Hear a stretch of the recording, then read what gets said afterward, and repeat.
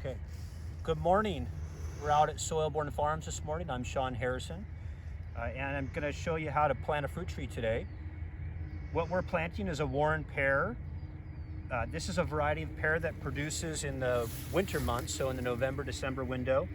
It is also a tree that is resistant to a disease that pears get in our area called fire blight.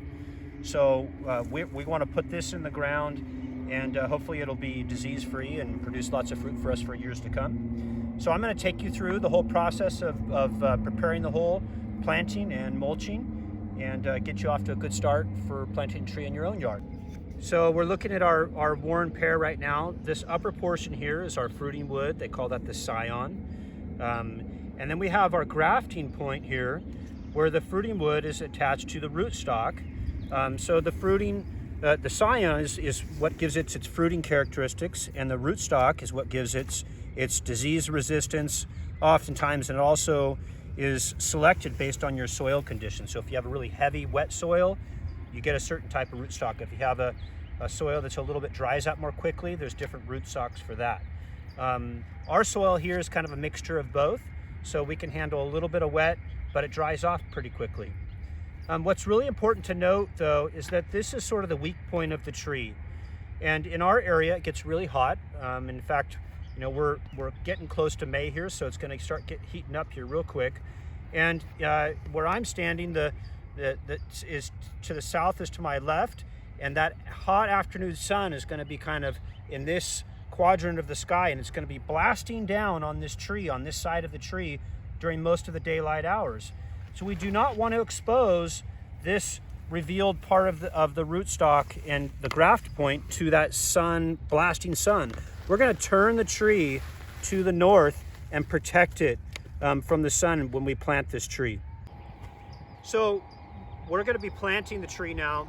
The first step is preparing your planting space. You'll see that the conditions over here is kind of like what the hole looked like previously. We had a lot of different weeds. We actually have a really bad weed here called Johnson grass. It's got these big rhizomes. We want to try to get all that kind of stuff out of the ground so we give the tree a really nice start on life, and it's not competing with different, problem weeds. So we've cleared the space out, and then I actually pre-dug this hole. And what you're looking at here is the weeding. We actually have an irrigation pipe, which you can't see, which I wanted to watch out for, so you should be paying attention to what might be underground. And then I prepared a hole about 3 times the size of the root ball of the tree. And I piled the dirt around in a circular kind of fashion. So this is really kind of like a good starting point for the tree. In fact, this hole is going to be a little bit too deep. So I'll be filling in the soil a little bit, and I'll show you how to do that here in a second.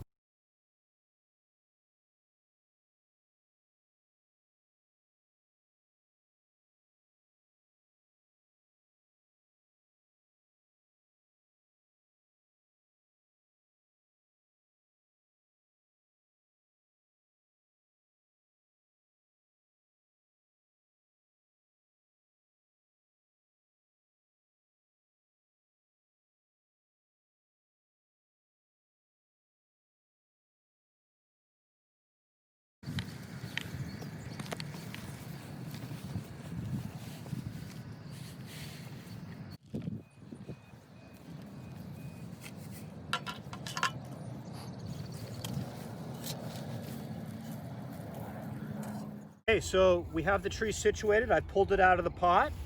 If you notice that when you pull the tree out of the pot and all the roots are very exposed and they're kind of winding around in a circular fashion, you're going to want to break those up a little bit, because it just means the tree's been in the pot for a long time. So we want to break those roots up just a little bit, not too much. This tree is great.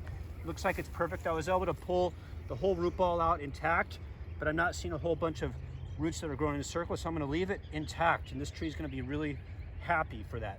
I've double checked my soil depth, used my little shovel as a guide, turned the tree to the north, and now we're just going to start to fill in the tree. I've got that situated. I'm going to start to fill it in.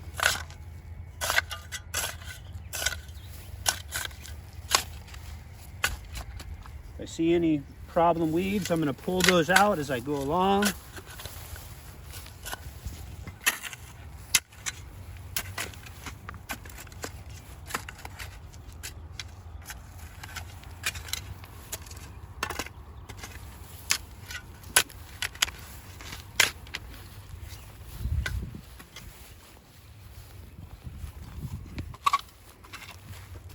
When I plant my trees, I oftentimes put the soil around in a circular fashion because it's really easy to sort of fill the hole back in versus making one big pile. Getting out of breath here. So it is April 24th today.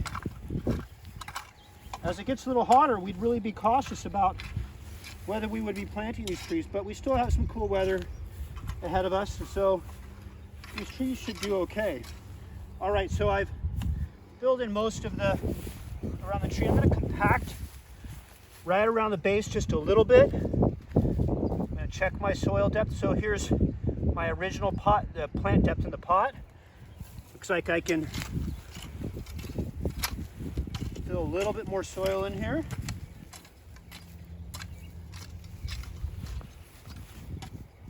Okay.